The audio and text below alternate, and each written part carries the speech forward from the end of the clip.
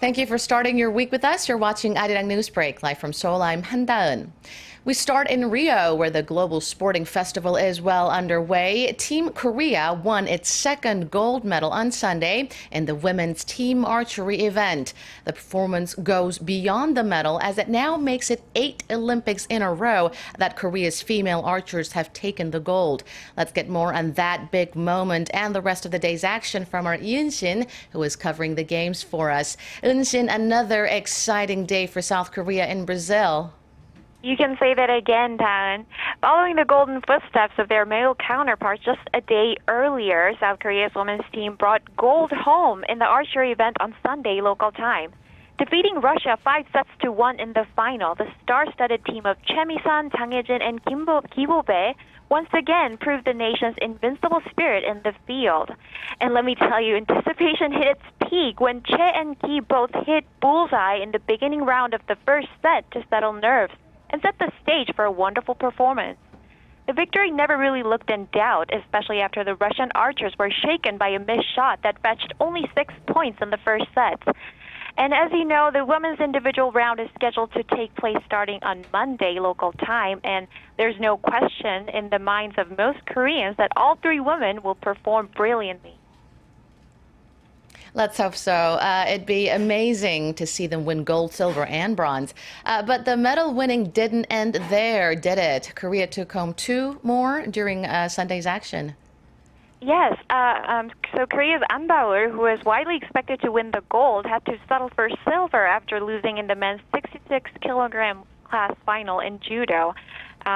He lost by an ippon within just 84 seconds, handing gold to Italy's Fabio Basile. But I think it's worth noting that only an hour prior, An had won his semifinal match against his longtime rival, Japan's Masai Ibanuma. And we're not done counting yet. Korea's Yoon Jin-hee also won a bronze medal in women's weightlifting after Chinese Lee Ya-jun bombed out in the clean and jerk and failed to post a total. That's 3 additional medals for Korea on Sunday alone, and it may not involve any medals yet, but let's move on to another exciting result from men's football. In the second of 3 groups game, Korea drew 3-3 with Germany in an end-to-end match. The result was quite bittersweet as Korea was leading 3-2 until the closing minutes, but conceded a late goal. However, considering their crushing 8-0 victory against Fiji on Saturday, Korea just need to win or draw against Mexico on Wednesday local time to advance to the knockout stages. Back to you, Dan. Thank you, Wonsan, for those updates. The entire Russian team has been banned from taking part in the upcoming Rio Paralympic Games following the country's doping scandal. The International Paralympic Committee's announcement is in sharp contrast to the IOC's earlier decision to allow the governing bodies of individual sports to decide whether Russians could compete in the Olympics. IPC President Philip Craven called Russia's anti-doping system broken, corrupted, and entirely compromised.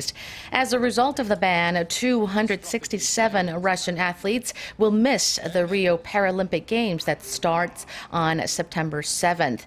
The Russian Paralympic Committee is set to appeal against the decision to the Court of Arbitration for Sport. Before we move on to other news, let's get a quick look at the Rio rankings and upcoming events.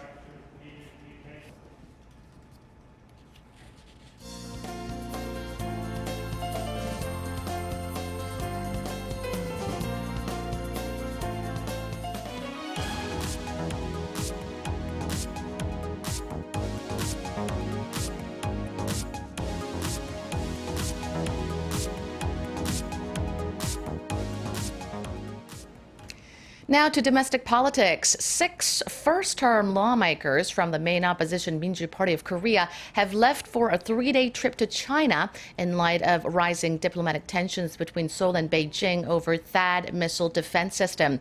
The lawmakers who oppose the THAAD deployment in South Korea plan to meet Chinese officials and analysts to discuss regional security amid Beijing's strong opposition to the U.S. anti-missile system.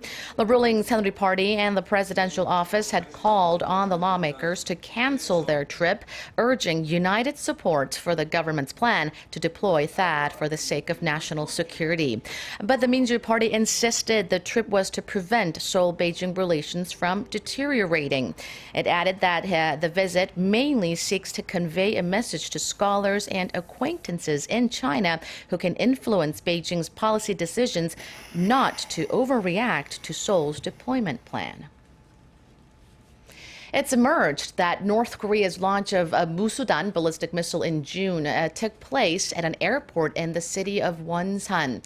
The U.S.-based North Korea monitoring website 38 North said that based on ground photos and satellite imagery, the test site was located in the eastern part of Kalma International Airport. North Korea did not disclose where its tests had been carried out.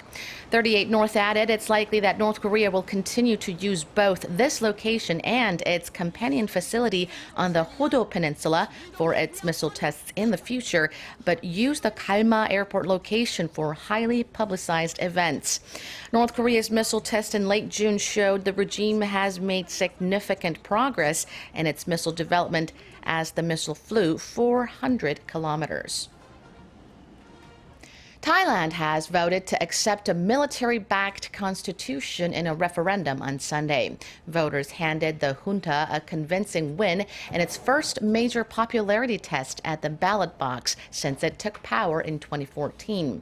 Early results from the Election Commission showed more than 61% of Thais voted in favor of the charter, while around 38% were against it.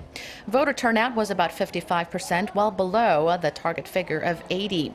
Thailand's military says the constitution is designed to heal more than a decade of political instability, but critics say it'll enshrine the military's political role. Full results are due to be released on Wednesday. That's all for now. Keep you tuned to ARIRANG for more top domestic and global news updates throughout the day. Thank you for watching.